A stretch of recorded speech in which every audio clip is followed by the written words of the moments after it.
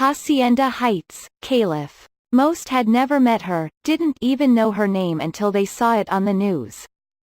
But moved by the tragic death of a 9-year-old girl whose body was found stuffed into a duffel bag and discarded on a hillside trail like so much trash, as one mourner put it, people turned out by the hundreds Monday for an at times joyous, at other times angry and frustrated interfaith service celebrating the life of Trinity Love Jones. They all but filled the pews of spacious St. John Vianney Catholic Church in the Los Angeles suburb of Hacienda Heights, just a couple of miles 3.2 kilometers from where a park worker had found Trinity's body on March 5. She was dressed in pants with a panda pattern and a pink shirt, her favorite color that proclaimed, "Future Princess Hero." Her mother and her mother's boyfriend have been charged with murder. "I don't even know them, but I just had to come.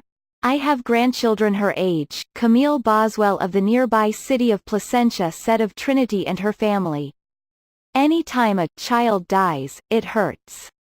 Following the wishes of Trinity's father, Antonio, she had arrived in a bright blue and white suit and bright blue hat because Trinity liked bright colors.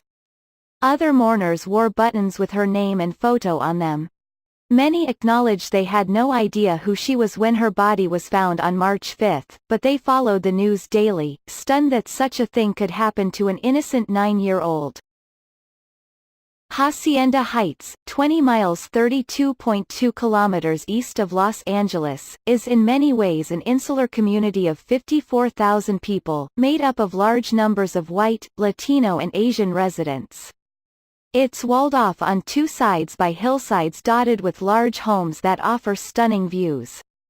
In the center are rows and rows of neatly kept 1960s-era tract homes.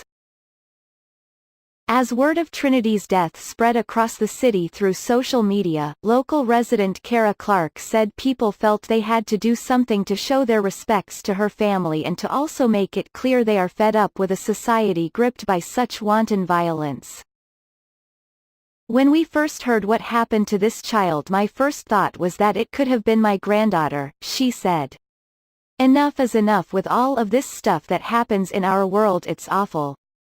Soon after the service began at noon on a warm, sun-splashed day on the church's outdoor plaza, 6 pallbearers, including Trinity's father, emerged dressed in matching white suits with pink vests to usher her tiny coffin inside. At the altar was a pink teddy bear and balloon. Behind it was a 9-foot-tall 2.7-meter photo of Trinity smiling shyly and dressed in a leopard print outfit. "It is so fitting that we are underneath this bright sun, because what we celebrate today is the light that Trinity has within, the eternal light that has not been extinguished," Father Egren Gomez told mourners before leading them into the sanctuary. Before going inside, mourners saw 90 candles lighted in honor of Trinity's life, 10 for each of her 9 years, and heard the church's bells toll for 90 seconds.